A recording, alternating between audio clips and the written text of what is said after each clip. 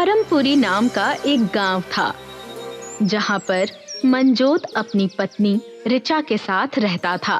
मंजोत गांव में लकड़ी काटकर लोगों के घर बनाता था और मरम्मत भी किया करता था। मंजोत दिल का साफ इंसान था। सारे गांव वाले उसे अच्छा मानते थे। जो मजा लोगों के घर बनाने में है, वो आनंद और किसी भी चीज में नहीं है। हाँ, अच्छा तो लगेगा ही। बारिश के महीने में काम जो इतना मिल रहा है आपको, इसीलिए इतने खुश हैं आप। हाँ हाँ, काम मिल रहा है तो क्या, लोगों के घरों को बारिश से बचाना काम है मेरा। तुम ही लोगों का अच्छा करते रहते हो, मगर गांव वाले तो जरा भी अच्छे नहीं हैं। आए दिन चोरी की खबरें, जमींदारनी का प्रधान से जलना, एक दूसरे से ईर्ष्या रखना, लोगों के पीठ पीछे बुराइयां करना, यही सब चलता रहता है गांव में। अगर सब बुरा करते हैं तो इसका मतलब ये नहीं है कि हम भी उनके साथ बुरा ही करें। अच्छा छोड़ो, मैं निकलता हूँ, मुझे आज प्रधान जी का नया घर बनाना है। मंजोत कुल्हाड़ी लेकर जंगल में पहुंचता है और पेड़ काटने लगता है। आज तो लगता है कि ये पूरा दिन इस पेड़ को काटने में ही चला जाएगा। जल्दी से पेड़ की लकड़ियां काट लेता हूँ, फिर प्रधान जी का नया घर बनाना शुरू करूंगा। जंगल में बारिश होने लगती है और आसमान से एक इंसान नीचे आता है, जिसके बाएं हाथ में एक छोटा बादल था। जी, आप कौन हैं? मैं जो कोई भी हूँ, तुम्हें उससे कोई मतलब नहीं होना चाहिए। बस इतना जान लो कि मैं बारिश की ओर से आया हूँ और जल्दी ही गांव में बाढ़ आ जाएगी, जिस वजह से ना कोई घर में रह पाएगा और ना ही कोई घर के बाहर। ऐसा कोई इंसान नहीं होगा जो जमीन पर पैर रख पाएगा। मगर क्यों? ऐसे तो सब मर जाएंगे।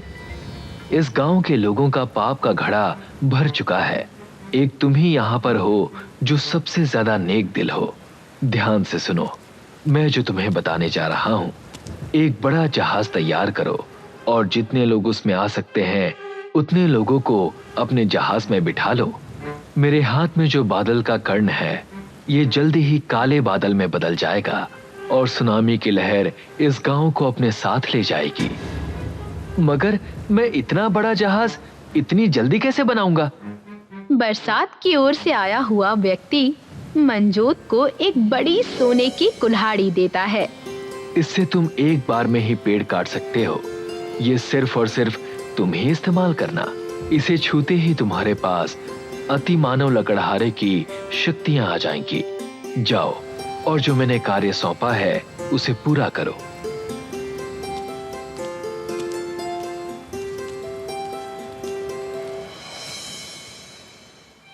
मंजोत प्रधान को जाकर सारी बातें बता देता है।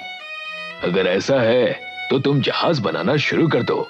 मैं सारे गांव वालों को इकट्ठा करता हूँ और उन्हें ये खबर सुनाता हूँ। बारिश रुकने का नाम ही नहीं ले रही थी। मंजोत जंगल में जाता है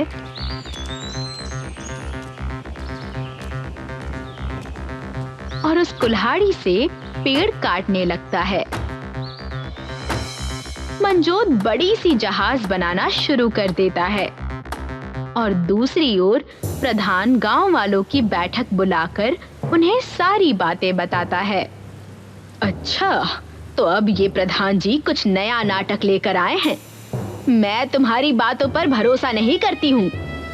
ये नाटक नहीं है, ये सच है। तुम खुद अपनी आंखों से देख सकती हो कि बारिश कई दिनों से रुक ही नहीं रही है।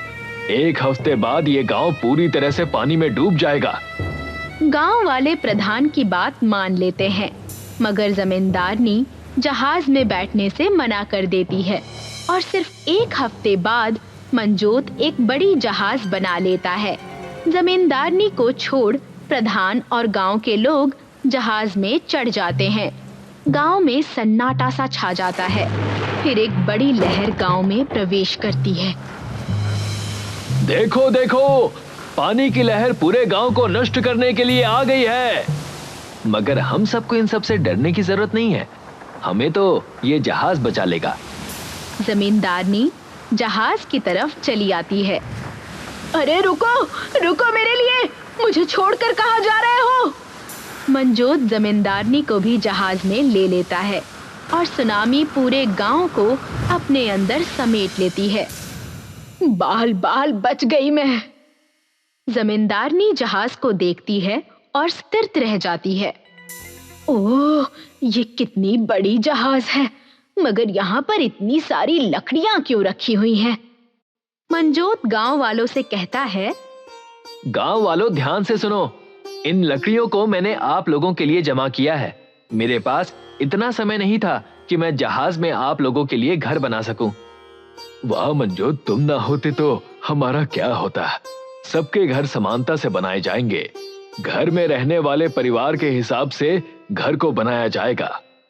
जी, अगर घर में कम सदस्य रहते हैं तो उनके लिए एक छोटा घर बनाया जाएगा, और अगर ज्यादा लोग रहते हैं तो बड़ा घर बनाया जाएगा। बिल्कुल नहीं, मुझे ज्यादा जमीनें इस जहाज में चाहिए। गांव में मेरे जमीन ज्यादा थे। चुप रहो, ये गांव नहीं है जहां जो चाहो वो करो। किस हक से तुम बड़ा घर मांग रही हो? मंजोत ने जैसा कहा है वैसा ही होगा। हाँ, अभी तुम जमींदारनी नहीं हो, एक आम इंसान हो, हमारी तरह। सब अपना अपना घर बनाने लगते हैं और जमींदारनी असलियत को पचा नहीं पाती है। एक समय था जब मेरे पास बेमिसाल दौलत और शोहरत थी। जमीनों की कभी कमी नहीं थी। खेतों का खान पान भी बढ़िया था। सब इज्जत से पेश आते थे। ये सब एक ही बार में मेरे हाथ से चला गया। सब इस सुनामी की वजह से। अब सब लोग सिर्फ उस मंजोत और प्रधान को ही इज्जत देते हैं। मुझे कुछ करना होगा। तभी जमींदारनी का पुराना कर्मचारी वीरू उसके पास आता है। आओ वीरू, आओ। क्या हुआ? जब से जहाज में आए तब से मिलने नहीं आए। काम वगैरह नहीं करना है क्या? चल बता, ये मंजोत के कुल्हाड़ी का क्या चक्कर है? जी, मंजोत के पास कुल्हाड़ी है तो उसके पास अति मानव की शक्तियां आ जाती हैं। और तो और मैंने तो ये भी देखा है कि उस कुल्हाड़ी से जब पेड़ को काटा जाता है तो वो पेड़ फिर से उग जाता है और फल भी देने लगता है। और मालकिन जी, रही बात काम की, तो मैं आपके लिए अब आगे से काम नहीं करने वाला। इतना कहकर वीरू वहां से चला जाता है और दूसरी ओर प्रधान और मंजोत जहाज में सबके लिए बराबरी का घर बना लेते हैं। जमींदारनी को भी एक घर मिलता है जो सिर्फ एक इंसान के रहने बराबर ही होता है। नहीं नहीं, मैं कभी यहाँ नहीं रहूंगी। मेरा घर इससे काफी बड़ा था। इस घर में सिर्फ एक ही इंसान रह सकता है। मुझे सब वापस लेना होगा। मैं उस मंजोत से सब छीन लूंगी। मंजोत और प्रधान जहाज पर बची लकड़ी को काट रहे थे। तभी जमींदारनी हाथ में लड्डू लेकर वहां पहुंचती है। प्रधान और मंजोत, आप लोगों का बहुत बहुत शुक्रिया, गांव वाले और मेरी मदद करने के लिए। मुझे नया घर देने के लिए भी शुक्रिया। ये लीजिए, मैं आप लोगों के लिए लड्डू लेकर आई हूँ। लीजिए, खाइए ना। वाह, आज इस जहाज के गांव में नया चांद कैसे खिल गया। बहुत खुश लग रही हो जमींदारनी। हाँ हाँ, हम भी खुश हैं। अगर आप खुश हैं तो लाइए, दीजिए लड्डू। प्रधान और मंजोत लड्डू खा लेते हैं। खा के थोड़ी ही देर में वो दोनों नीचे गिर जाते हैं और गहरी नींद में सो जाते हैं। और जमींदारनी मंजोत की कुल्हाड़ी को चुरा लेती है और अपने घर के पास आ जाती है। अब आएगा मजा। मैं अपना घर इस जहाज में सबसे बड़ा बनाऊंगी। फिर से एक बार मेरा डंका बजेगा। गांव में एक बार फिर लोग मेरी इज्जत करेंगे और मेरे नीचे काम करेंगे। जमींदारनी कुल्हाड़ी लेती है। ये कुल्हाड़ी तो काफी शक्तिशाली है। इसे पकड़कर मानो मुझ में अलग सा बल आ गया हो। अब आएगा मजा जब मैं दूसरों के घर भी इस कुल्हाड़ी के दम से लूटने लगूंगी। जमींदारनी आजू बाजू के सारे घर तोड़ देती है और उनके घर की लकड़ियों से खुद का एक महल बनाना शुरू कर देती है। दूसरी ओर मंजोत और प्रधान जब होश में आते हैं, गांव का तब तक काया ही पलट जाता है। जहाज में जमींदारनी का महल बन जाता है। प्रधान और मंजोत जमींदारनी से मिलते हैं। जमींदारनी, ये सब तुम क्या कर रही हो? क्या तुम समय को आंक नहीं पाती हो? यह समय अपने स्वार्थ के लिए काम करने का नहीं है। मेरी कुल्हाड़ी आपने मुझसे चुराई है, वो मेरी कुल्हाड़ी है, मुझे वापस कर दीजिए। नहीं, ये कुल्हाड़ी मुझे बरसात की ओर से आए व्यक्ति ने दी है और कहा है कि मैं इससे जिस तरीके से चाहूं उस तरीके से इस्तेमाल कर सकती हूँ। मैं वो सब बनाऊंगी इस जहाज में जो एक समय पर मेरा हुआ करता था। चलो, मुझे और भी काम है, मैं निकलती हूँ। जमींदारनी वहां से निकल जाती है। झूठ, ये साफ झूठ कहा जमींदारनी ने। ये मेरी ही कुल्हाड़ी है। मैं जानता हूं मंजोत, और मुझे विश्वास है कि जिसने तुम्हें ये कुल्हाड़ी दी थी वो ये सब देख रहा है और वही जमींदारनी को उसके किए का जवाब देगा। तभी आसमान में बिजली गरजने लगती है, बादल काले हो जाते हैं और बरसात की ओर से आया आदमी फिर अपने हाथ में बादल का कण लिए प्रकट होता है। मुझे अच्छी तरह से याद है कि मैंने ये कुल्हाड़ी मंजोत को दी थी, तो ये मुझे अभी किसी लालची के हाथ में क्यों दिखाई दे रही है? भीग गया सारा गांव, मगर फिर भी तुम एक बात ना समझी। जाओ, तुम्हारे बड़े खेत और मकान जिसे तुम इतना चाहती हो, अब मैं देखता हूँ कि तुम अब सब लेकर जो तुम्हारा था क्या पाती हो। मगर मेरा घर और खेत गांव में है और गांव पूरे तरीके से पानी में है। जमींदारनी के हाथ से कुल्हाड़ी गायब हो जाती है और उसे वो बारिश का व्यक्ति जहाज से बाहर निकाल देता है। अगली सुबह कुल्हाड़ी मंजोत के घर पर होती है। प्रधान और मंजोत गांव में फिर से सबके घर बराबरी से बना लेते हैं और आगे से सब खुशहाली से जहाज के गांव में रहने लगते हैं। मालपुरा गांव में दिनेश नाम का एक गरीब युवक रहता था। वह लकड़ी का काम करता था और उसी में मस्त रहता था। उसी गांव में एक बहुत अमीर जमींदार भी रहता था। उसका भी दिनेश की उम्र का एक बेटा था। उसका नाम तरुण था। तरुण को अपने बाप के पैसों का बहुत घमंड था और वह अक्सर एरोप्लेन में बैठकर नई नई जगहों की सैर करने का शौकीन था।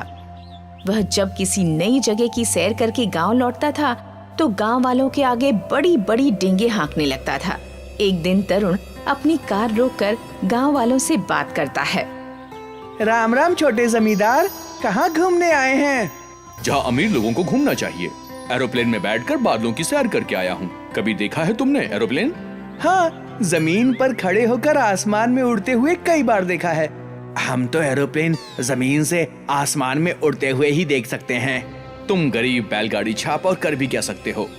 तरुण गरीब गांव वालों पर यह ताना कसकर निकल जाता है, मगर गरीब गांव वालों को उस घमंडी तरुण पर गुस्सा आता है। घमंडी जमींदार का बेटा हमेशा गरीबों को नीचा दिखाने पर लगा रहता है, मानो उस उड़ने वाले जहाज में बैठने वाला दुनिया का यही अकेला आदमी हो। घमंडी हाथी है ससुरा, तभी तो इतनी लंबी नाक है। पर हम भी चींटी हैं, चींटी। इसकी लंबी नाक में घुस जाएं तो इसकी नाक में दम कर देंगे, निकम्मा कहीं का। एक दिन दिनेश का बेटा राका उससे लकड़ी का छोटा एरोप्लेन बनवाने के लिए जिद कर रहा होता है। पापा पापा, हमारे लिए लकड़ी का एरोप्लेन बना दो, हमें एरोप्लेन से खेलना है। नहीं नहीं, एरोप्लेन से खेल कर क्या करोगे? मैं तुम्हारे लिए बैलगाड़ी बना देता हूँ। दिनेश की यह बात सुनकर उसकी पत्नी आशा को गुस्सा आ जाता है और वह दिनेश को खरी खोटी सुनाने लगती है।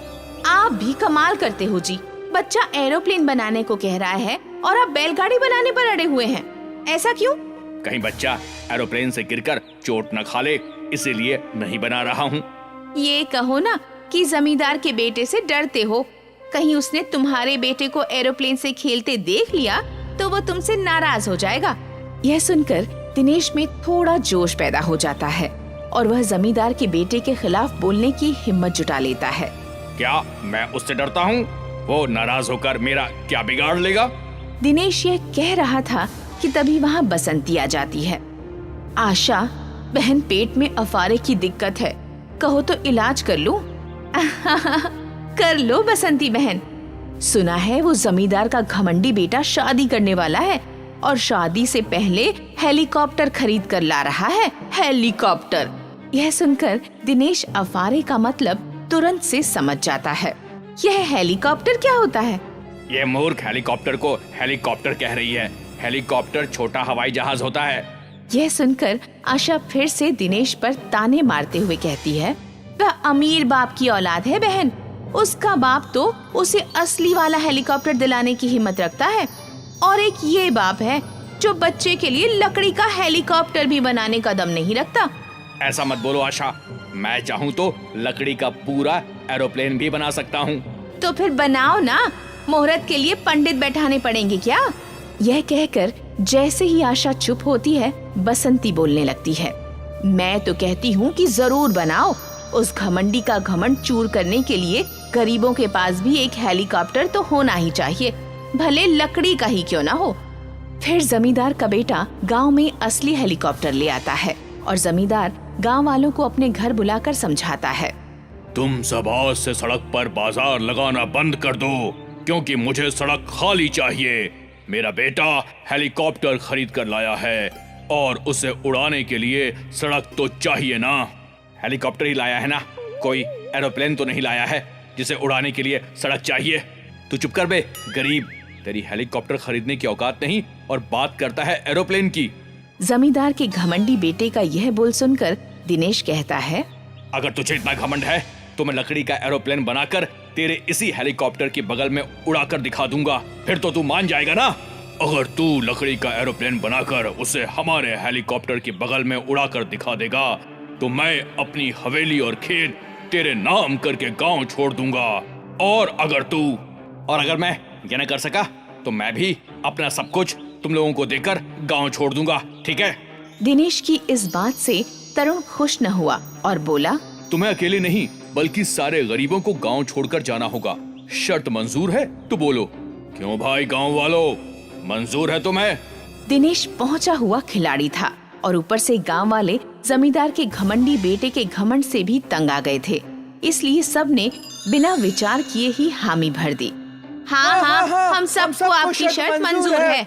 उस दिन के बाद दिनेश दिन रात लकड़ी का एरोप्लेन बनाने में लग जाता है और जमींदार मन ही मन यह सोचकर खुश होता रहता है कि अब तो गांव के सब गरीब किसानों के घर और खेत उसके हो जाएंगे, क्योंकि दिनेश का लकड़ी का एरोप्लेन उसके असली हेलीकॉप्टर के सामने एक खिलौना ही साबित होगा। क्या बे दिनेश, तो कुछ कर भी सकेगा या अपने साथ साथ हमें भी डुबोएगा? तुम चिंता मत करो, मैं ऐसा एरोप्लेन बनाऊंगा जिसमें गांव के सभी गरीब बैठकर आसमान में उड़ते दिखाई देंगे। देख लेना, कहीं हम आसमान में उड़ने के बजाय गांव छोड़ने के लिए सड़क पर धूल उड़ाते ना नजर आए। इस तरह 1 महीना बीत जाता है और दिनेश कहीं की ईंट और कहीं का रोड़ा जमा करके लकड़ी का एक बहुत बड़ा एरोप्लेन बना लेता है। ये पूरा एरोप्लेन कार के पहियों पर खड़ा था। इस एरोप्लेन को देखकर जमींदार और उसका बेटा दोनों हंसने लगते हैं। अरे ये एरोप्लेन बनाया है या लकड़ी की बस? आसमान में उड़ना तो दूर, इसका तो सड़क पर चलना भी मुश्किल है। उनकी ये बात सुनकर गांव वाले डर जाते हैं और दिनेश की तरफ संदेह से देखने लगते हैं। अरे भाइयों, उनकी बातों को भूलकर एरोप्लेन में लगी लकड़ी की सीटों पर बैठ जाइए। आपके बैठते ही ये अपने आप चलने लगेगा और फिर आसमान में उड़ जाएगा। उसकी बात सुनकर गांव वाले मन मारकर एरोप्लेन में बैठ जाते हैं और फिर जमींदार और उसका बेटा भी अपने हेलीकॉप्टर में बैठ जाते हैं। फिर कुछ ही मिनटों में जमींदार का हेलीकॉप्टर तो आसमान के चक्कर काटने लगता है, मगर दिनेश का एरोप्लेन चींटी की चाल से सड़क पर ही चलता रह जाता है। अरे उड़ना तो दूर, ये तो ठीक से दौड़ भी नहीं पा रहा है। अरे मरवा दिया, अब तो खाली हाथ गांव छोड़ना पड़ेगा। चुप करके बैठो, एरोप्लेन तेजी से दौड़ते हुए आसमान में उड़ने वाला है। दिनेश का यह कहना था कि लकड़ी के एरोप्लेन में न जाने कहां से जान आ गई। वह सचमुच ही दौड़ते हुए आसमान में उड़ने लगा और जमींदार के हेलीकॉप्टर की बगल में से होते हुए उससे आगे निकल गया। इस तरह जमींदार की हार हुई और उसके घमंडी बेटे का सारा घमंड चूर चूर हो गया। वे दोनों बाप बेटा अपनी हवेली और खेत दिनेश को देकर शहर चले गए। फिर दिनेश ने हवेली अपने पास रख ली और खेत सब गांव वालों में बांट दिए। इस तरह सब गांव वाले दिनेश की बुद्धिमत्ता को मान गए।